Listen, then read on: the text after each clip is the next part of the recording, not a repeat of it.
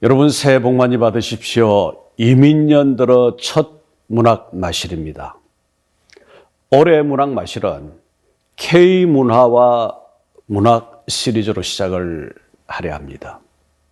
K문화, 한류 문화 또는 문화 한류를 말하죠. 그 처음으로 한글 문학 세계화의 길에 대해서 함께 얘기 나누도록 하겠어요. 한글 문학의 모태는 훈민정음입니다. 한글의 원래 이름 훈민정음이지요. 1443년에 세종대왕이 훈민정음을 창제할 때 두 가지의 목적이 있었습니다. 첫째는 국자의 제정, 그러니까 이 15세기 중엽에 백성을 위한 나라말 제정이 없었더라면 오늘의 우리는 과연 어떤 말과 글을 쓰고 있을까요? 말은 그대로이겠으나 글은 좀 생각을 해봐야 합니다. 이두의 변형어 아니면 영어, 중국어, 일본어 등 여러 유형의 추측이 가능합니다. 그런데 우리는 훈민정음으로 인해서 우리말 한글을 쓰고 있습니다. 훈민정음 창제의 목적 중 둘째는 국음의 개신입니다. 새롭게 고친다는 뜻이죠. 나라말의 소리를 바로잡겠다는 의도, 특히 방언을 고치기 위해서 순경음 비읍이나 반추음 시옷 이런 문자를 사용했습니다. 언어학자나 언어정책당국은 언어가 변하는 것을 타락이라고 생각하지만 어느 시대나 언중, 곧 말을 쓰는 사람들은 연역적으로 미리 설정된 방향을 따라서 말을 하지는 않습니다.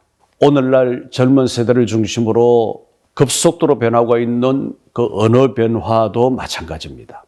훈민정음은 3년간의 실험 단계를 거쳐서 1446년에 반포되었습니다. 우리는 지금 이 중세의 언어 문법을 거의 그대로 유지하고 있습니다. 그것은 한글이 매우 체계적이요 과학적인 구조를 가진 우수한 문자라는 뜻입니다. 미상불 아닌 게 아니라 세계 문자 올림픽에서 한글이 제1회, 2회 모두 금메달을 획득했습니다. 특히 지금과 같은 IT 만능의 시대에 모음 세계를 사용해서 완성된 스마트폰 문자를 주고받는 젊은 세대는 쉽사리 이 논리에 공감합니다.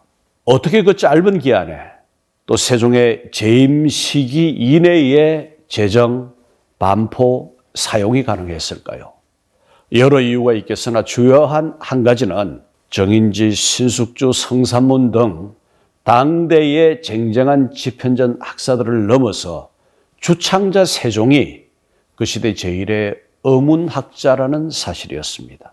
창제를 극구 반대하는 집현전 부제학 채말리에게 세종은 이렇게 묻습니다. 내가 운서를 아느냐?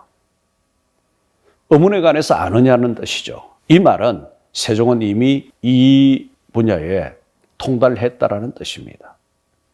사람은 자기가 아는 만큼 이해한다라고 하는 말, 이것은 곧 세종의 한글 창제에 해당됩니다. 자, 여러분, 한글로 쓰여진 한글 문학, 또 한국 문학은 한글이 우수한 만큼 문학 자체도 우수할까요? 한글이 우수하고 자랑스러운 문자인 것과 이를 통해 창작된 문학 작품, 곧 한국 문학을 세계적으로 확산한다라고 하는 것은 좀 다른 이야기입니다. 왜 그 세계화가 필요한가? 그를 통해 무엇을 얻을 수 있는가를 냉정하게 생각해야 합니다. 한 민족이 가진 고유의 문자로 기록된 문학과 문화는 정신적 영역은 물론 현실적 영역에서도 가장 상징적이면서 동시에 실제적인 영향력을 가집니다. 체호흡이 쓴 비애, 모파상이 쓴 진주 목걸이, 그리고 막 트웨인이 쓴 톰 소여의 모험, 이런 작품을 생각해 보죠.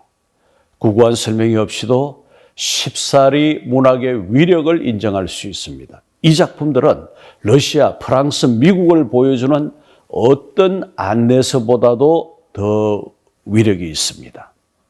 여러분, 우리 옛말에 꽁 잡는 게 매라는 속담이 있지요. 아무리 바탕이 굳건하고 치장이 훌륭해도 명패를 달아 내놓는 상품 자체가 뛰어나지 않으면 소용이 없습니다. 우리말로 제작된 문학작품의 우수성으로 세계시장에 통용되는 경쟁력을 확보하지 못한다면 빛 좋은 개설구에 지나지 않습니다. 우리 문학과 문화의 현장에서 작가를 소중히 여기고 우대해야 하는 것도 그러한 까닭이겠습니다. 우리 문학에는 황석영, 이문열, 문정희 등 세계 여러 나라에서 그 작품이 번역되어 읽히고 있는 작가와 시인들이 있습니다. 이러한 그동안의 성과를 더욱 강화하고 새로운 문학작품의 진출을 후원하는 것은 가장 기본적인 단계입니다. 노벨 문학상, 콩쿠르상과 더불어 세계 3대 문학상으로 불리는 맨부커상을 한강이 받았죠. 채식주의자라는 작품이었습니다. 이 상황은 주목할 만합니다. 늘 보던 역사적 소재가 아니라 인간의 내면적인 고통을 다룬 주제, 그리고 현지 독서 문법에 부합하는 번역이 발표된 지 11년이나 지난 이 빛바랜 소설을 세계문학의 중심부로 이끌고 갔습니다. 사회적 무리와는 별개로 신경숙의 엄마를 부탁해도 그렇습니다. 그 줄거리에 별반 볼품이 없는 이 소설은 한 가족 구성원에게 있어 엄마의 의미와 그 보편적 감성들을 예민하게 건드렸습니다. 이 소설들은 꽁을 잡았습니다. 자, 어떨까요, 여러분? 여기에 더없이 중요한 숙제 하나가 있습니다. 원활하게 잘 소통되는 번역이라고 하는 것이죠. 일본 작가 무라카미 하루키의 경우는 그 작품의 번역, 특히 영어권 번역에 있어 세계화를 손쉽게 하는 대표적인 사례입니다. 하루키 자신이 번역하기 쉬운 문체를 구사합니다. 이는 무라카미 류라는 매우 고급한 문장을 쓰는 작가의 작품과 비교해 보면 더 확연합니다. 하루키의 번역에 문학 인생을 건 복수의 번역가들이 있죠. 그런가 하면 일본 문단에서는 번역가 대접이 작가의 아랫길로 가지 않습니다. 한국의 문학작품이 세계 독자들에게 읽히기를 바라면서 아직도 우리 현실은 번역을 창작의 뒷전이나 아랫길에 두고 있습니다. 한글 문학의 세계화를 위해서 정말 중요한 것, 좋은 소재와 감동적인 주제입니다. 작가가 세계의 독자들을 만나기 위해서 어떤 주제를 선택해야 할 것인가를 심각하게 고려해야 합니다. 과거 민족문학의 시대에 있어서는 가장 한국적인 것이 가장 세계적인 것이라는 논리가 통용되었습니다.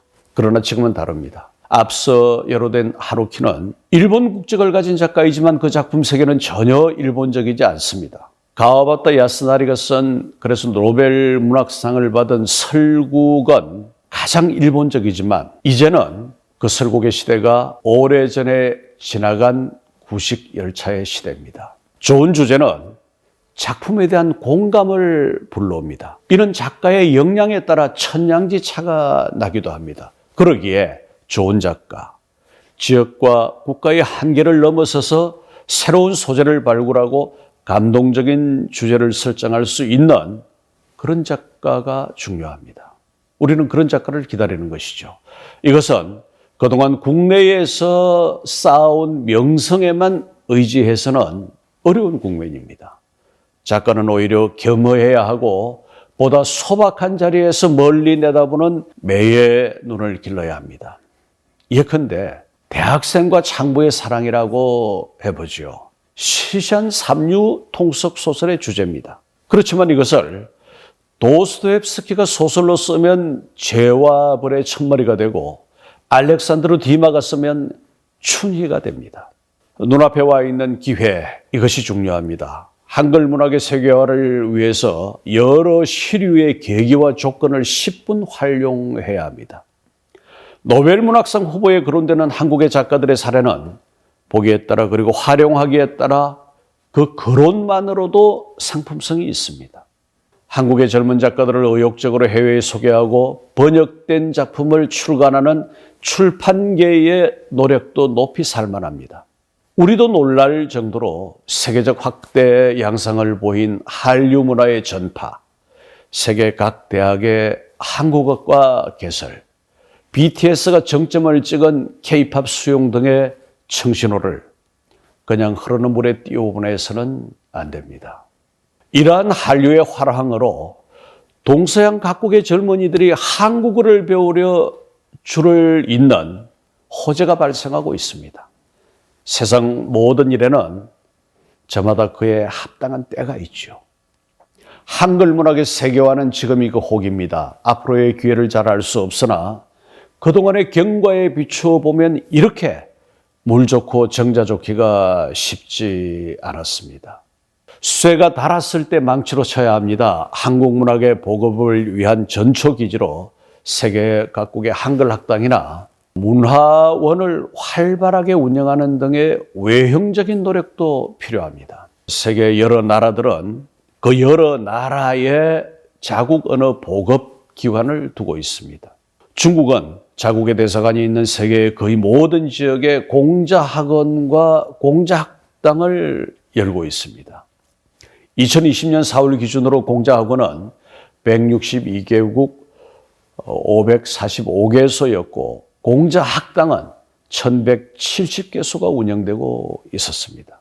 또한 지난해 2021년 기준으로 프랑스 보급기관인 알리앙스 프랑스에서는 136개국에 1037개소, 독일어 보급기관인 괴테 인스티튜트는 158개국에 1952개소, 영국의 영어 보급기관인 브리티시 카운슬은 178개국에 450개소를 운영 중입니다.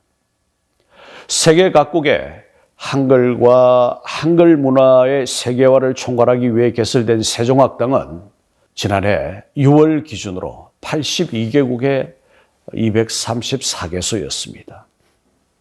여러분, 마치 총칼 없는 전쟁을 방불케 하지 않습니까? 이런 때에 우리는 문화경작법에 대해서 다시 좀 생각해 볼 필요가 있습니다. 외국의 언어교육 및 전파기관들은 오랜 역사와 경험을 쌓았고 왜 이 기관들이 필요한지를 묵시적으로 알고 있습니다.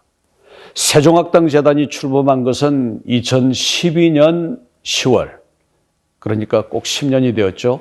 그 이전에 여러 방향으로 활동하던 한국어 해외 교육기관의 연획을 따라 거슬러 올라가도 그렇게 길지 않은 기간입니다. 이제 소극적으로 망설이거나 더 미룰 시간이 없습니다. 지금은 문화가 삶의 장식이 아니라 문화적 역량이 곧 국력인 시대입니다. 이 모든 일에 앞서서 작가의 창작실을 엿보며 꾸준히 지원하는 내부적 노력이 있어야 합니다. 이러한 여러 방향의 추동력이 동시다발로 작동해야 합니다. 무엇보다도 이 문화적 과실은 오래 공들여야 쓸만한 소출을 약속하는 이른바 까다로운 경작법을 요구합니다. 그리고 지금이 그 심기일전 농번기의 초입이지요. 일찍이 15세기 중엽에 세종대왕이 당대의 백성들을 위해서 그리고 자손만대의 내일을 내다보면서 훈민정음을 창제했듯이 우리도 우리의 후손에게 물려줄 문화 강국의 초석을 놓는 마음으로 이 일에 애써야 하지 않을까요? 여러분, 오늘 문학마실은 K문화와 문학 시리즈 첫 번째로 한글 문학 세계화의 길에 대해서 함께 생각해 보았습니다. 경청해 주신 여러분 고맙습니다. 다음 다시 반가운 얼굴로 만나 뵐 수 있기를 바랍니다.